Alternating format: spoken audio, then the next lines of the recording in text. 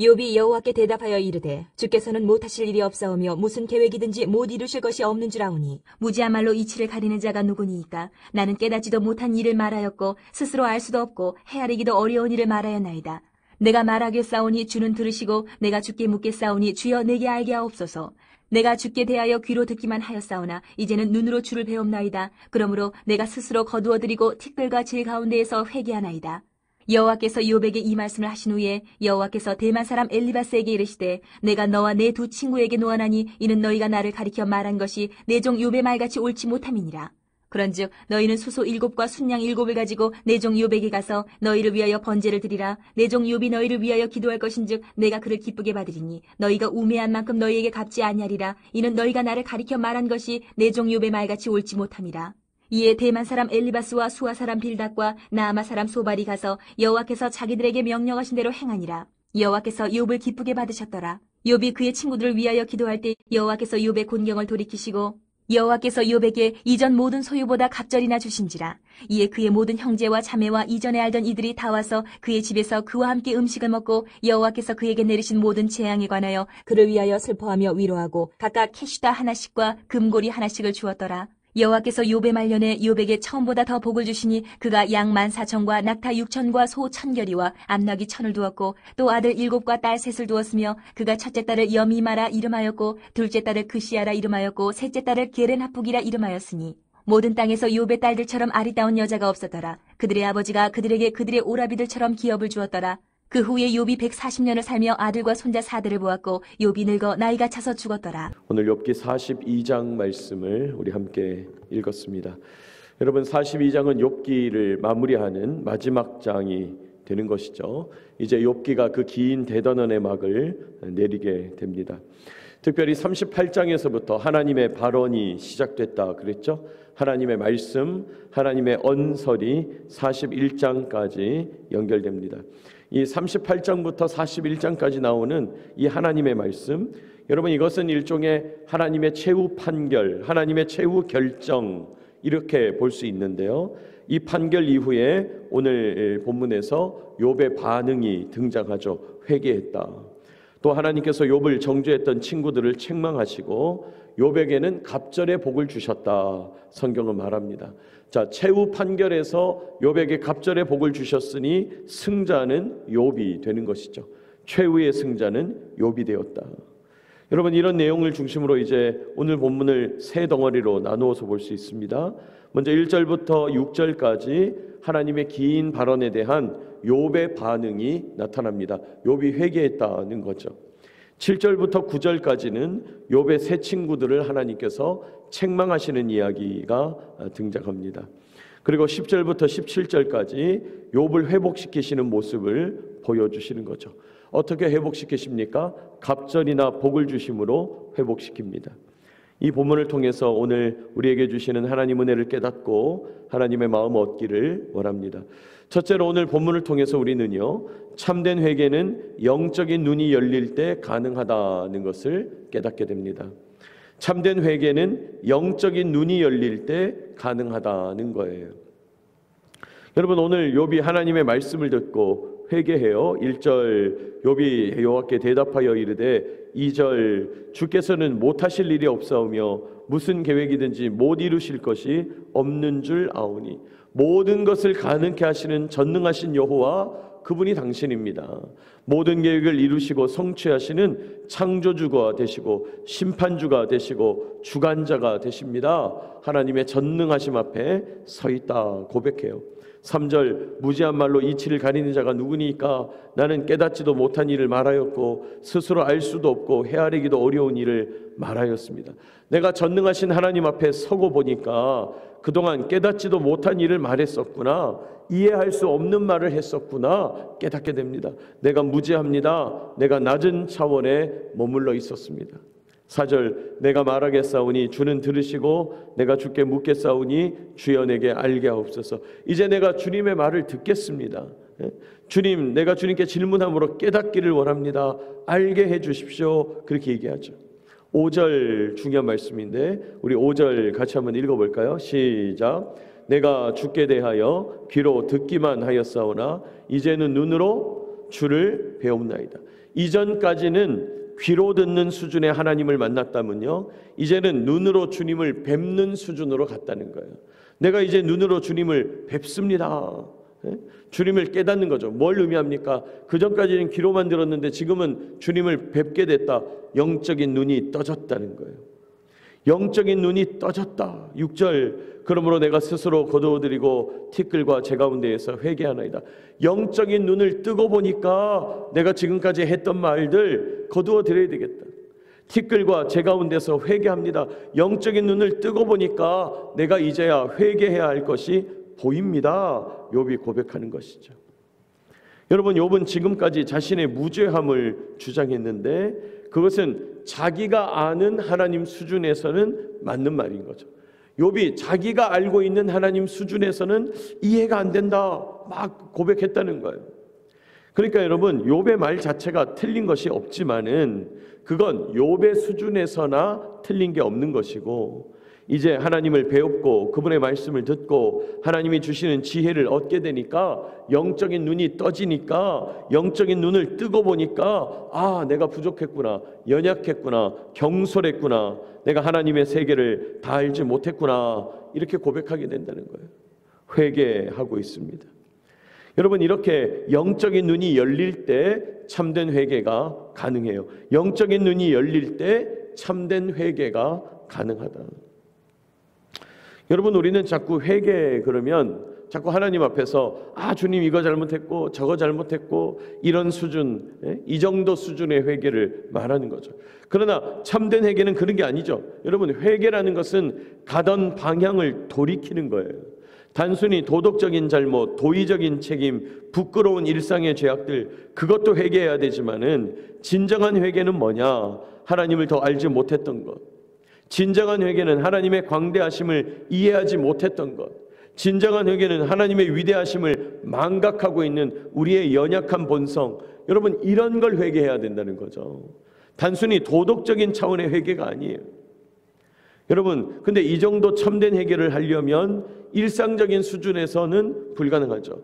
이런 차원의 회개를 하려면요, 영적인 눈이 떠져야 진짜 회개할 수 있다는 거예요. 여러분, 영적인 눈이 떠진다는 게 뭡니까? 하나님을 더 깊이 알아가는 거예요.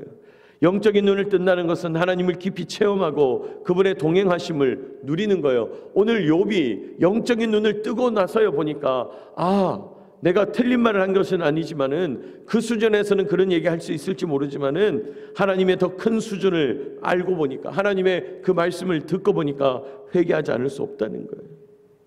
이렇게 영적인 눈, 하나님을 깊이 알아가고 그분을 깊이 체험하고 동행하심을 누리게 될 때 우리가 영적인 눈을 뜨게 된다는 거예요. 영적인 눈을 뜨게 될 때 진정한 회개가 일어나고 하나님과의 진정한 관계 회복이 이루어진다는 거예요. 여러분, 이런 관계의 회복을 넘어서 하나님과 새로운 차원으로 하나님과의 새로운 관계를 시작해야 된다는 거예요. 여러분, 오늘 이 아침 하나님 앞에 영적인 눈을 뜨고 참된 회개를 고백함으로 하나님과 새로운 차원의 관계, 더 깊은 관계를 누리는 저와 여러분 되시기를 축복합니다. 여러분, 영적인 눈을 떠야 참된 회개가 가능해요. 참된 회개를 통해서 우리가 하나님과 새로운 차원의 관계를 누리게 된다는 겁니다. 그런 저와 여러분 되시기를 축복합니다. 영적인 눈을 떠서 새로운 차원의 관계를 시작해야 된다. 두 번째로 오늘 본문을 통해서 우리는요, 회개의 기회를 주시는 하나님의 사랑을 기억해야 합니다. 회개의 기회를 주시는 하나님의 사랑을 기억해야 돼요. 여러분, 회개할 수 있는 기회를 주신다. 오늘 성경은 말씀하는 거죠.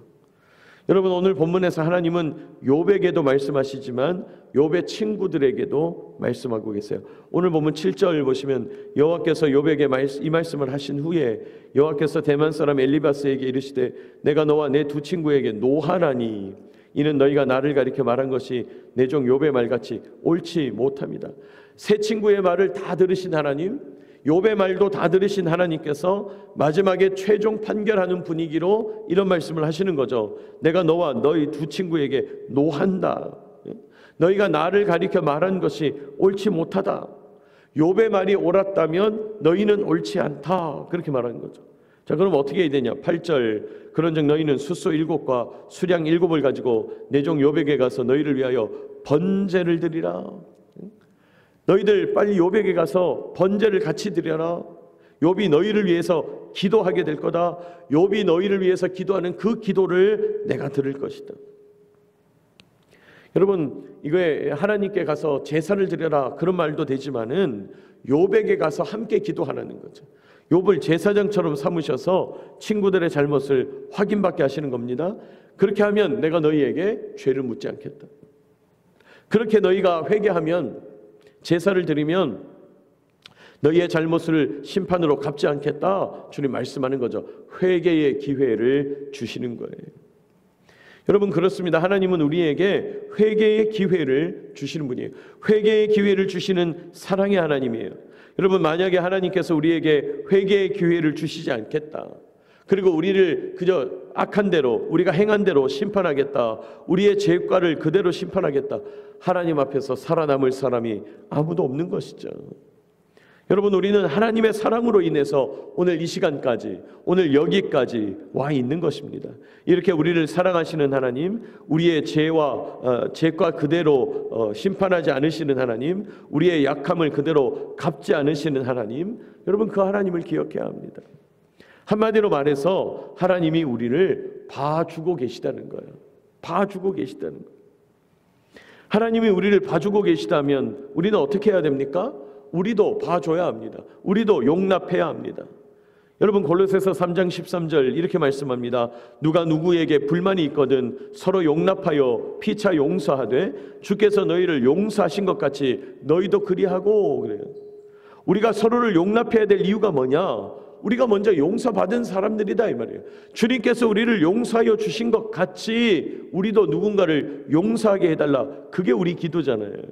하나님이 우리를 용서하셨으니 우리도 용서해야 한다는 것입니다. 오늘 하나님은 욥의 세 친구에게 회개할 기회를 주시고 욥에게 가서 그것을 확인받게 하죠. 욥에게도 용서받게 하시는 거예요. 또 욥에게도 용서할 수 있는 기회를 주시는 거예요. 서로의 관계를 회복시켜 주시는 겁니다. 여러분, 서로 용서하고 용납하는 관계, 이것이 하나님이 기뻐하시는 관계예요. 하나님은 우리를 용서하심으로 우리도 누군가를 용서하고 용납하기를 원하십니다. 내가 너희를 봐주었으니 너희도 형제를 자매를 서로 봐주어라, 용납해 주어라 말씀합니다. 여러분, 오늘도 회개의 기회를 주시는 사랑의 하나님, 우리를 용서해 주시고 용납해 주시는 그 하나님의 사랑을 의지하며 살아가는 저와 여러분 되시기를 축복합니다. 우리가 하나님이 봐주셔서 하나님의 사랑에 의지해서 여기까지 와 있다는 사실을 기억해야 되겠습니다. 마지막 세 번째로 오늘 본문을 통해서 우리는요, 갑절의 복을 주시는 절대 주권의 하나님을 바라보아야 합니다. 갑절의 복을 주시는 절대 주권의 하나님을 바라보자. 여러분, 하나님께서 모든 것을 회복시키세요. 그리고 이 욥의 아름다운 결말을 말씀하고 있어요. 오늘 10절 보니까 욥이 그의 친구들을 위하여 기도할 때 여호와께서 욥의 곤경을 돌이키시고 여호와께서 욥에게 이전 모든 소유보다 갑절이나 주신지라 이렇게 말합니다. 갑절이나 주셨다.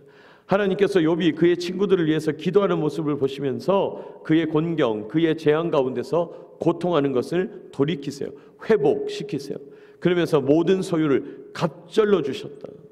그리고 11절 보니까 이전에 그를 알고 있던 형제와 자매들, 이전에 그를 알고 있던 사람들, 그의 집에서 신세를 졌던 사람들, 함께 음식을 먹었던 사람들, 그 사람들이 욥을 찾아와서 그를 위로하고 캐시타 하나씩을 줬다, 금고리 하나씩을 줬다 이렇게 말합니다.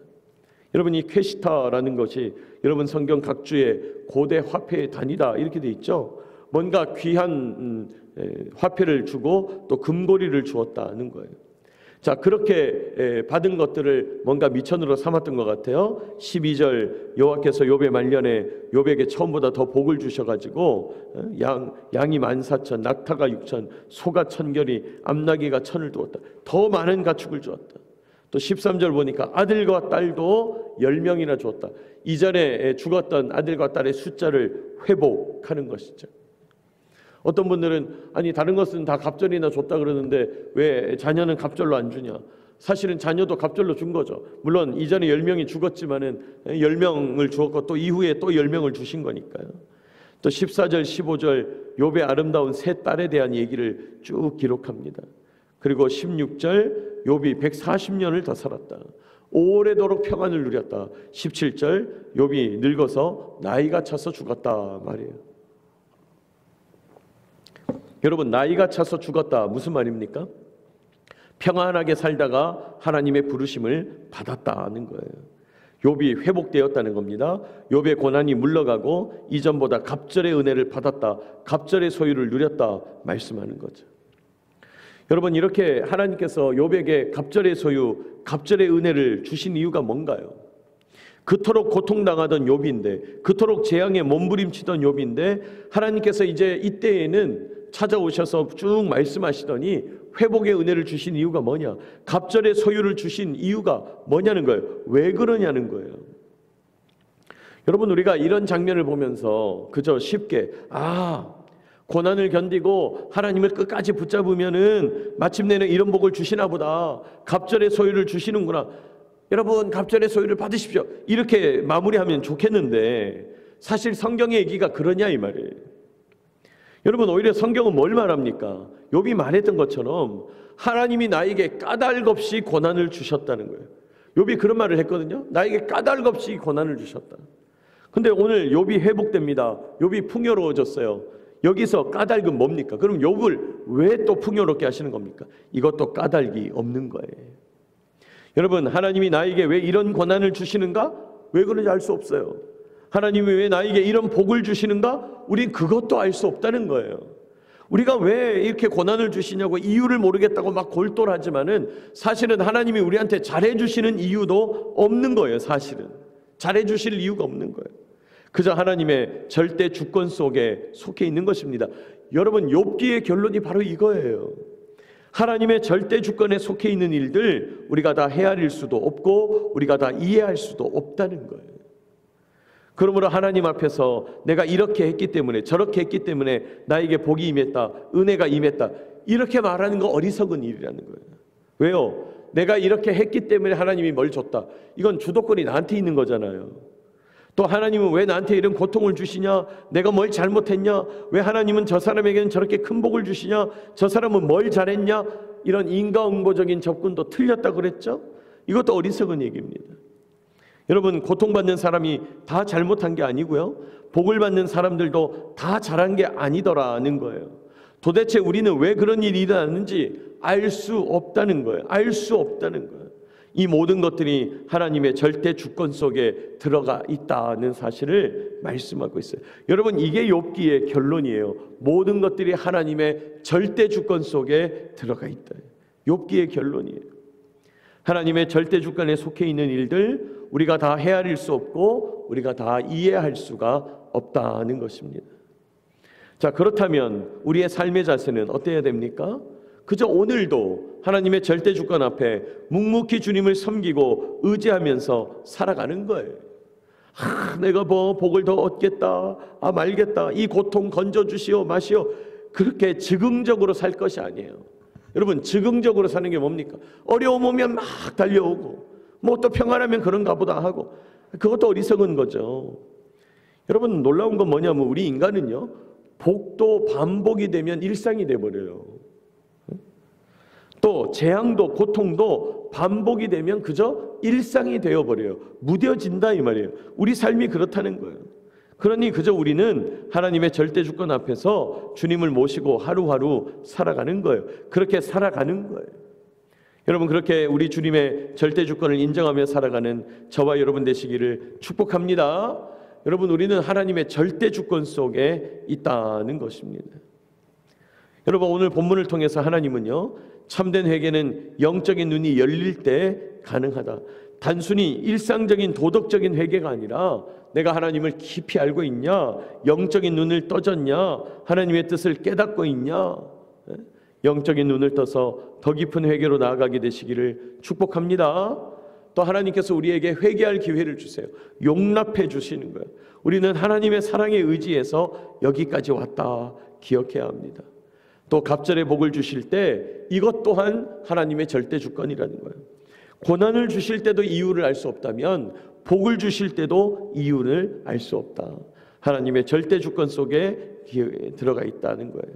여러분, 이런 하나님 바라보면서 기도하는 저와 여러분 되시기를 축복합니다.